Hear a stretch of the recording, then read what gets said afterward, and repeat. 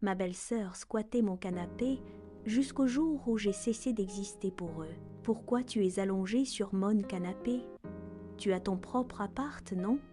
Alors dégage là-bas. Quand Inna a claqué la porte ce soir-là, elle ne s'attendait sûrement pas à trouver Christina, sa belle-sœur, installée comme une reine dans le salon, les jambes étalées sur le canapé, le téléphone à la main, des miettes sur la table, une tasse vide, ses chaussures jetées par terre, et cette expression insupportable de quelqu'un qui se sent parfaitement chez lui, comme si cet appartement lui appartenait. Inna venait de finir une journée épuisante.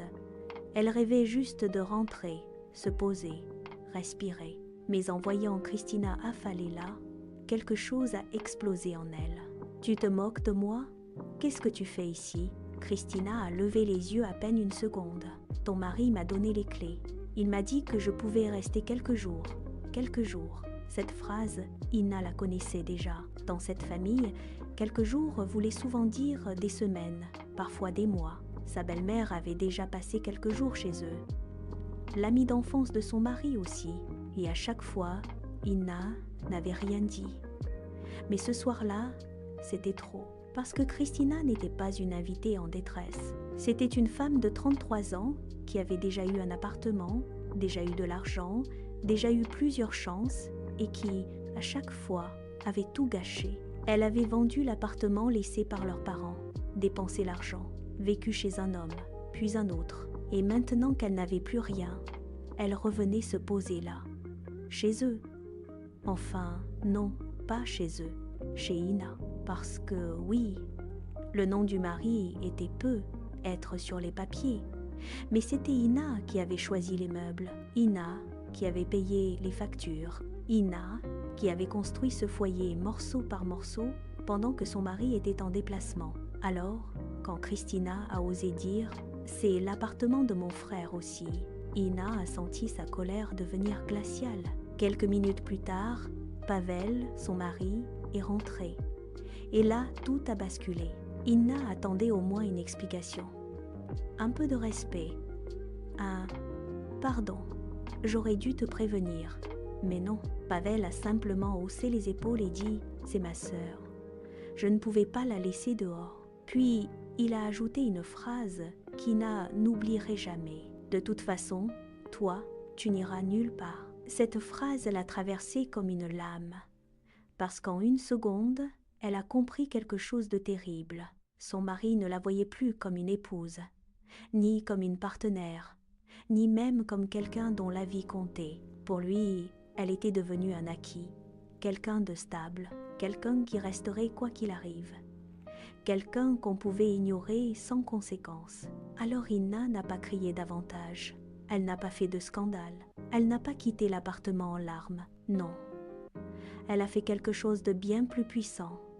Elle a décidé de disparaître, pas physiquement, mais de leur vie. À partir du lendemain, Inna a cessé d'exister pour eux. Plus de repas préparés pour tout le monde, plus de courses communes, plus de lessive, plus de ménage dans les pièces partagées, plus d'attention, plus de discussion. Elle achetait juste de quoi manger pour elle, en petites portions, qu'elle rangeait dans un sac séparé dans le frigo, avec une étiquette « Inna ». Elle rentrait du travail, prenait son repas, s'enfermait dans la chambre.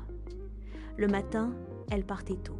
Le soir, elle ne demandait plus rien à personne. Au début, Pavel n'a rien remarqué.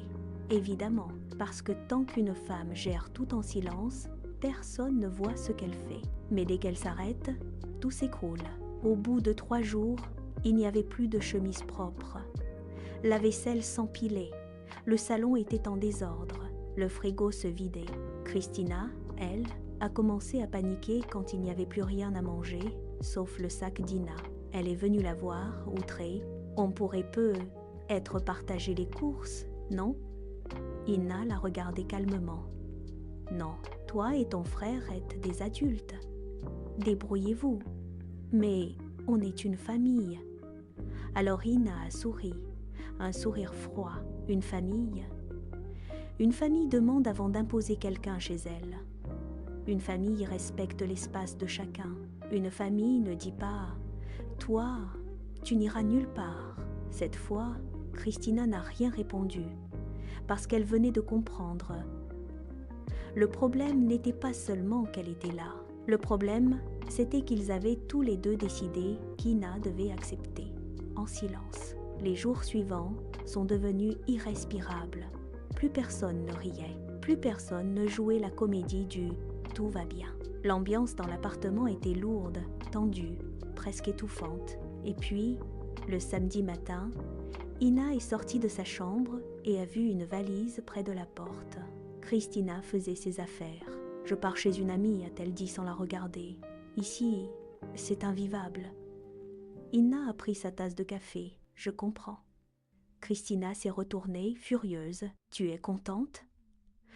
Tu as obtenu ce que tu voulais. » Ina a secoué la tête. « Non, j'ai seulement obtenu une chose, qu'on entende enfin que j'existe. » Et là, le silence a frappé plus fort qu'un cri.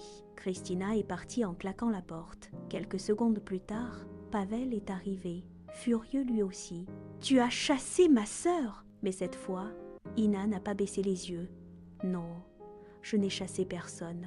J'ai juste arrêté de porter votre confort sur mes épaules pendant que vous piétiniez mon respect. » Pavel s'est tu. Pour la première fois, il n'avait plus rien à répondre, parce qu'il comprenait enfin, ce n'était pas une histoire de canapé, ni de nourriture, ni même de belle-sœur.